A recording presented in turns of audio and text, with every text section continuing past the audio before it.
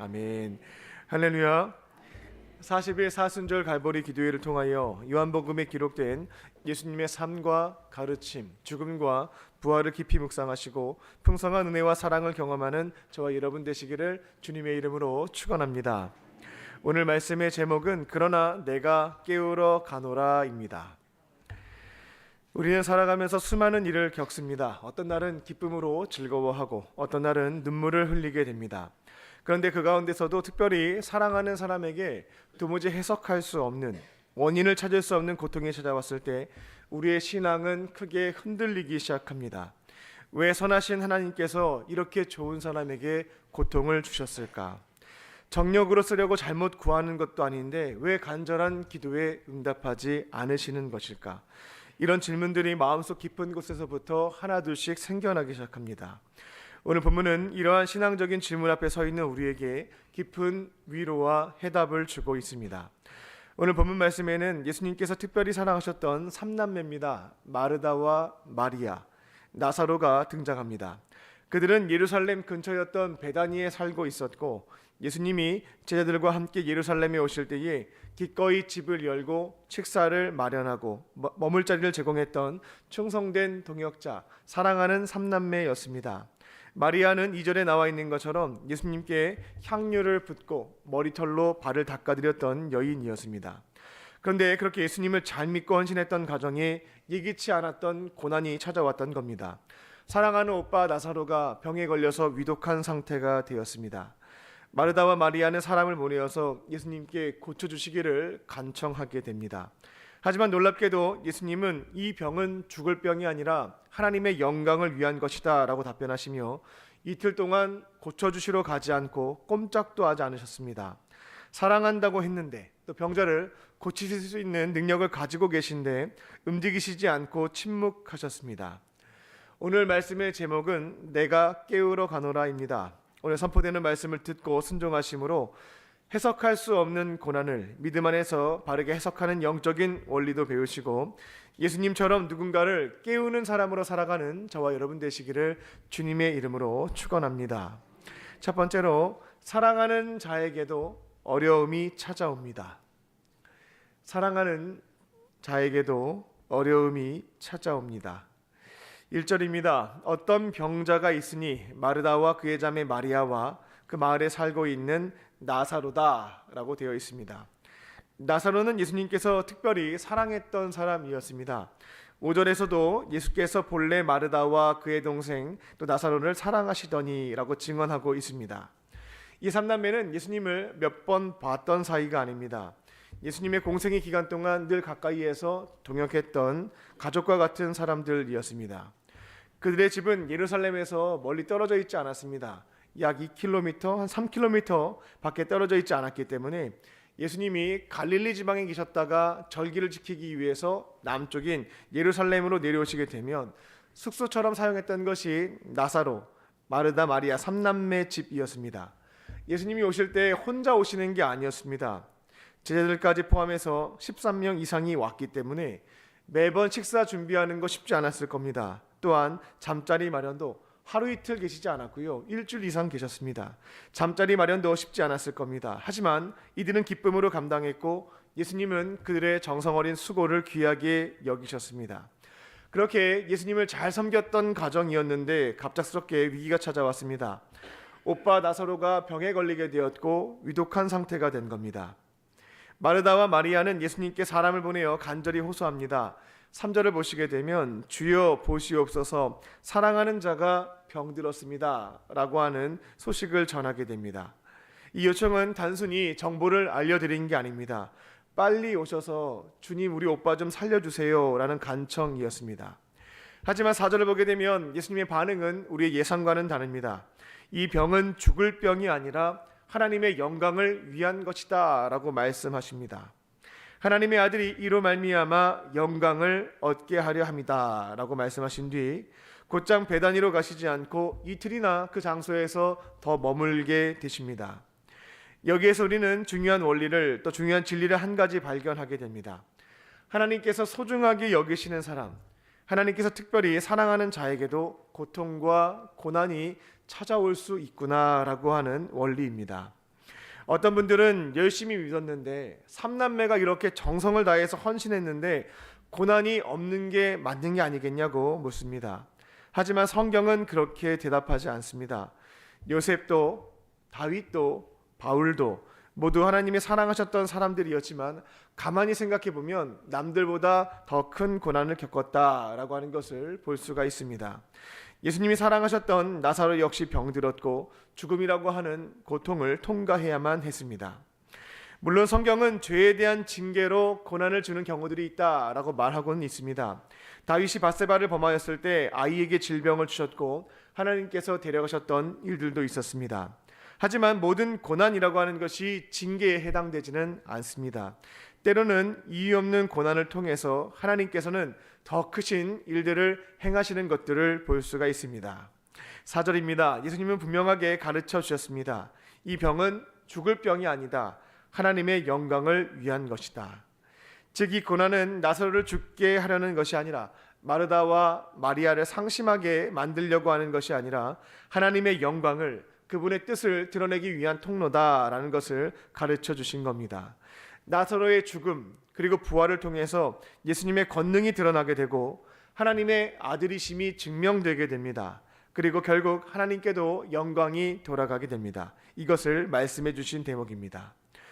오늘날 우리 인생에도 해석할 수 없는 고난이 찾아올 때가 있습니다. 도무지 이해가 되지 않는다, 원인을 찾을 수가 없다라고 하는 고난이 찾아오는 겁니다. 그때마다 우리는 기억해야 되겠습니다. 하나님이 사랑하는 자녀에게도 고난을 주신다. 하지만 그 고난은 결코 헛되지 않고 의미 없는 것이 아니다라고 하는 점입니다. 하나님께서는 그 고난을 통해서 영광을 드러내십니다. 믿음으로 인내한 자를 통해 하나님의 놀라운 계획, 크신 섭리를 이루어 가십니다. 때로는 고난을 통해서 우리를 연단하시고 하나님을 깊이 경험하게 하십니다. 살아계신 하나님을 체험하고 증거할 수 있도록 하십니다. 그러므로 우리는 고난 앞에서 why, 왜 착한 사람에게 이처럼 고난을 주셨습니까? 답을 찾기 어려운 why에 대한 질문을 던지기보다 이렇게 고백하실 줄로 믿습니다. 주님, 이 고난에도 하나님의 선하신 뜻이 있는 줄 믿습니다. 인내하며 걸어갈 때 하나님께서 모든 영광을 받으시기를 원합니다. 지금 이해되지 않는다 할지라도 나중에 반드시 깨닫게 될 것을 믿고 또 고난 중에 하나님을 신뢰하며 그분께 영광을 돌려드리며 살아가는 저와 여러분 되시기를 주님의 이름으로 축원합니다. 두 번째로, 예수님의 시간표는 느리지만 정확합니다. 예수님의 시간표는 느리지만 정확합니다. 예수님은 마르다, 마리아, 나사로를 특별히 사랑하셨습니다. 거듭 말씀드리지만 5절을 보게 되면 예수님은 본래 마르다와 그 동생과 나사로를 사랑했다라고 하고 있습니다. 그들은 예루살렘 인근 베다니에 살면서 예수님이 오실 때마다 정성을 다해서 섬겼던 동역자였습니다. 식사 준비, 잠자리까지 13명 이상이 되는 사람들을 일주일 이상 정성을 다해서 섬겼습니다. 예수님은 이 삼남매의 수고와 섬김을 귀하게 여기셨고 깊은 애정과 감사의 마음을 가지고 계셨습니다. 그런데 안타깝게도 나사로가 병에 걸려 위독해졌습니다.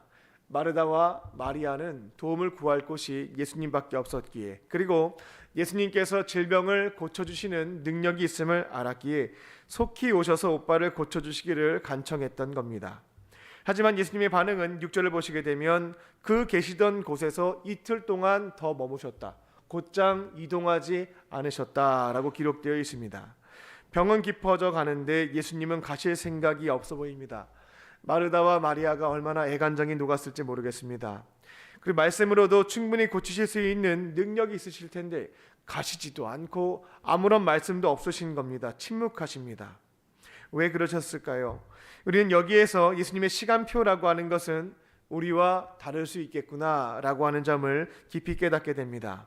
예수님이 이틀을 더 유하신 것은 단순한 지체가 아니었습니다.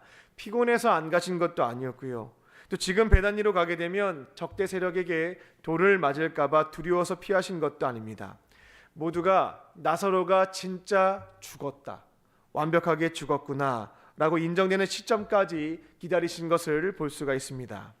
유대 전통에 따르면 사람이 죽은 뒤 3일 동안은 그 혼이 시체 주변을 맴돈다라고 여겼습니다. 그리고 들어올 수도 있다라고 생각했습니다. 그래서 3일 이내에는 죽음을 확정짓지 않았던 것이 유대의 전통이었습니다. 예수님께서는 이틀을 더 유하심으로 나사로가 죽은 지 사흘이 지나 모두가 이제는 진짜 죽었구나, 정말 죽었다라고 여길 때까지 기다리셨던 겁니다. 나사로의 부활이라고 하는 것은 단순한 병 고침이 아니라 예수님께서 죽은 자도 살리실 수 있는 인간의 삶과 죽음, 생명을 주장하시는 하나님의 독생자이심을, 예수님의 그 권능을 드러나기 위해서 조금 더 지체하셨다라는 겁니다. 21절을 보게 되면 마르다는 뒤늦게 오신 예수님께 이렇게 얘기했습니다. 주님께서 조금만 일찍 오셨더라면, 이 자리에 계셨더라면 내 오빠는 죽지 않았을 것입니다. 마리아가 얼마나 속상했으면 이 말을 했겠습니다만, 예수님의 시간표라고 하는 것은 다르구나, 하지만 완벽하구나 라는 것을, 그 원리를 찾아볼 수가 있겠습니다. 예수님은 지금 당장 우리의 고통을 해결하는데 단순하게 그 하나에만 목적을 두시지 않습니다. 그 고통 너머에 있는 더 깊은 뜻과 또 하나님의 영광을 위해서 일하시는 줄로 믿습니다. 아브라함이 100세에 이삭을 얻게 되었을 때 사람들은 모두 공통적으로 인정했습니다. 이것은 창조주 하나님, 전능하신 분께서 행하신 일이다라는 점이었습니다. 사람의 능력으로는 도무지 아이를 가질 수 없는 시점, 25년이 흘러서 아브람과 사라는 사람의 능력으로는 아이를 도무지 가질 수 없는 그 시점이 되었을 때 선물로 이삭을 보내주셨고, 일이 발생하게 되었을 때 어느 누구 하나도 이것은 두 사람이 사랑해서 낳은 것이 아니라 하나님께서 주신 것이 맞다, 영광을 돌려드릴 수밖에 없는 상황 속에서 응답해 주셨다라는 겁니다. 하나님은 모든 가능성이 사라진 순간에서 역사하심으로 그분의 영광을 드러내시는 분이시다라는 점을 알 수가 있습니다. 또한 이 시간을 통해서 우리를 연단하시고 하나님을 더 깊이 경험케 하시며 그분의 살아계심과 크신 능력을, 그 은혜를 경험할 수 있도록 때로는 우리의 시간표와는 다르게 뒤늦게 응답하실 때가 있다라는 겁니다. 지금 열심히 기도하고 있지만 아무런 일이 일어나고 있지 않을 수도 있겠습니다. 예수님의 시간표는 느려 보이지만 언제나 정확하다라고 하는 사실을 믿고 붙잡으실 줄로 믿습니다. 하나님은 결코 늦지 않으십니다. 가장 완벽한 시간에 가장 선한 뜻으로 가장 좋은 것으로 응답해 주시는 줄로 믿습니다. 우리의 시간표가 아니라 하나님의 시간표를 신뢰하며 또 인내함으로 기다리시며 주의 영광 위하여 귀하게 쓰임받는 저와 여러분 되시기를 주님의 이름으로 축원합니다. 끝으로 우리는 깨우는 사람들입니다. 우리는 깨우는 사람들입니다. 7절입니다. 예수님은 제자들에게 다시 유대로 갈 때가 되었다, 나사로의 집으로 가자라고 할 때 제자들은 깜짝 놀라게 됩니다. 8절을 보게 되면 랍비여, 방금도 유대인들이 돌로 치려고 했는데 어떻게 또 가시려고 하십니까? 가면 큰일 납니다, 못 갑니다 라고 말렸던 겁니다. 요한복음 10장에서 예수님은 자신과 하나님이 하나다라고 말씀을 하셨고, 그 말을 들었던 바리새인과 유대인들은 지금 신성을 모독했다라고 해서 돌로 치려고 했습니다. 스스로 하나님과 동등한 존재다라고 말했으니 이것은 죄다라고 여겼던 겁니다. 그래서 예수님은 10장 40절을 보게 되면 요단강 저편, 요한이 처음으로 세례를 주었던 곳으로 피신했다라고 하는 내용이 있습니다. 지금으로 말하자면 요르단 지역이며 나사로의 집에서는 한 30km 떨어진 곳으로 피신하신 것을 볼 수 있습니다. 그런데 그곳에서 2일 정도를 머무신 뒤에 다시 나사로가 있는 베다니 지역으로 가자, 30km를 가자라고 말씀하셨던 겁니다. 제자들 입장에서는 이해할 수 없는 결정이었습니다. 위험한 곳이고 지금 며칠 지나지 않았는데 갔다가 돌을 맞거나 붙잡혀가면 어떻게 되겠는가 염려했던 겁니다. 9절과 10절입니다. 낮이 12시간이 아니냐, 낮에 다니면 이 세상의 빛을 사람들이 보기 때문에 실족하지 않게 될 것이고 밤에 다니게 되면 빛이 그 사람들 안에 없는 거로 실족하게 된다라고 하는 말씀으로 답변하십니다. 여기에서 낮이라고 하는 것은 단순한 시간 개념이 아니라 하나님께서 예수님께 사명을 주시고 그 사명을 감당할 수 있는 기회와 시간이 제공된 기간을 뜻합니다. 밤은 그 사명이 다 끝나서 예수님이 이 땅에 안 계시는 그 상태를 뜻합니다. 그러니까 예수님은 세상의 빛으로 이 땅에 계시는 동안 공생의 기간 동안에 하나님께서 맡겨주신 사명을 감당해야 된다. 피하면 안 된다. 두려워해서는 안 된다라고 말씀하신 겁니다. 지금은 세상의 빛으로 일해야 되는 기간이기에 가서 깨워줘야 한다라는 겁니다. 11절입니다. 우리 친구 나사로가 잠들었도다. 그러나 내가 이제 깨우러 가겠다라고 말씀하십니다. 나사로는 실제로 죽었습니다. 하지만 예수님이 보실 때에는 단지 잠든 것이었습니다. 예수님은 죽은 자를 살리실 수 있는 생명의 주인이시기 때문에 이와 같은 말씀을 하실 수가 있었던 겁니다. 예수님은 이제 제자들에게 죽음을 두려워하지 말고 위협을 무릅쓰고 함께 잠든 자를 깨우러 가자라고 말씀하셨습니다. 이것이 바로 예수님이 이 땅에 계시는 동안에 주어졌던 감당하셨던 사명이었고 지금 우리 제자들에게 주신 동일한 사명인 줄로 믿습니다. 우리는 누구냐면 예수님께서 하셨던 일들을 공생의 기간 동안에 펼치셨던 일들을 대신 감당하는 제자들입니다. 오늘날 우리 주변을 돌아보게 되면 수많은 이들이 영적으로 나사로처럼 잠들어 있는 것을 볼 수가 있습니다. 절망에 눌려 있고 세상 욕망에 지쳐 있으며 복음을 들어보지 못한 채 어둠 속에 잠들어 있는 자들이 생각보다 많이 있습니다. 우리는 그들을 깨워야 되는 사명이 있는 겁니다. 단순히 말로만 아니라 삶으로 복음이 능력이 있다라고 하는 것을 보여주고 사랑의 섬김으로 그들의 마음을 두드리며 십자가 복음을 전파함으로 죽어있는 영혼들을 깨우는 것이 우리의 사명인 줄로 믿습니다. 우리가 사는 삶의 자리마다 또 가정과 직장과 이웃 가운데 작은 기도의 씨앗 하나, 따뜻한 말 한마디, 용서와 배려의 행동 하나가 누군가를 깨우는 출발점이 될 수 있다라는 겁니다. 그리고 마음을 두들렸다면 이제는 복음을 부끄러워하지 않고 그들에게 전해 주어야 합니다. 우리는 죄로 인해서 영적으로 죽은 존재가 되었고 하나님과는 깨어진 관계가 되었습니다. 하지만 우리를 살리시기 위해서 독생자 예수님이 이 땅에 오셨고 우리의 죄를 대속하시기 위해서 저 십자가에 달려 죽으셨던 겁니다. 이제 예수님을 믿고 영접하게 되면 죄사함을 받고 하나님과 깨어졌던 관계가 회복됩니다. 하나님의 은혜 안에 살아갈 수 있는 그분의 사랑스러운 자녀가 됩니다. 이 복음을 피하지 않고 부끄러워하지 않고 전해주는 것입니다.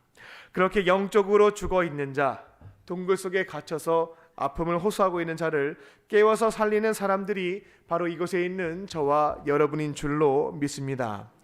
도마는 예수님의 말씀을 듣고 16절을 보게 되면 이제 함께 죽으러 갑시다 라고 말한 것을 볼 수가 있습니다.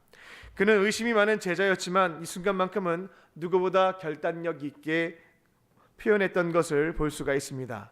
예수님이 가시면 저도 피하지 않고 가겠습니다. 심지어 돌을 맞고 죽는 한이 있다 할지라도 기꺼이 깨우러 가는 일을 함께 하겠습니다 라고 고백했던 겁니다. 우리들도 마찬가지입니다. 피하고 싶은 자리가 있습니다. 외면하고 싶은 사람이 있습니다. 사랑하기 힘겨운 그들에게, 사랑하기 어려운 자들에게 찾아가야 할 때가 있다라는 겁니다. 그때마다 예수님이 내게 먼저 주신 사랑을, 나를 먼저 깨워주셨음을 믿으며 잠들어 있는 영혼에게 손을 내밀고 복음을 전함으로 그들을 깨워주는 자가 될 줄로 믿습니다. 도마처럼 결단하며 복음으로 잠자고 있는 자들을 깨워 살리는 저와 여러분 되시기를 주님의 이름으로 축원합니다. 기도하겠습니다. 살아계신 하나님, 오늘도 우리에게 하루를 더 살 수 있는 귀한 생명을 주시고 하루의 시작을 세상의 거짓 메시지에 기울이지 않고 살아계신 주의 말씀으로 열어가게 하시니 감사합니다. 사랑하는 자에게도 어려움이 찾아오고 예수님의 시간표는 때로는 느리게 보이지만 가장 정확하고 선하신 뜻이 있음을 믿고 기다릴 수 있는 믿음의 사람 될 수 있도록 인도하여 주시옵소서. 낙심하지 않고 끝까지 신뢰하며 인내하게 하여 주시고 또한 우리를 깨워주신 주님처럼 우리도 주변에 잠들어 있는 영혼들을 깨워 살리는 예수님의 제자들이 될 수 있도록 인도하여 주시옵소서. 오늘 주님께서 베풀어 주신 은혜와 사랑을 기억하며 마음과 뜻과 정성을 다하여 예물을 드린 손길들이 있습니다. 모든 기도에 응답하여 주시고 하늘의 신령한 것과 땅의 기름진 복으로 충만하게 채워 주시옵소서. 몸과 마음과 영혼의 질병이 있는 우리 환우들도 있습니다. 주께서 아픈 부위에 친히 안수하여 주시고 또 따뜻한 손길로 또 주의 광선을 비추어 주셔서 모든 질병에서부터 깨끗하게 회복시켜 주시옵소서. 그렇게 하실 줄 믿고 감사드리오며 예수님의 이름으로 기도하옵나이다. 아멘.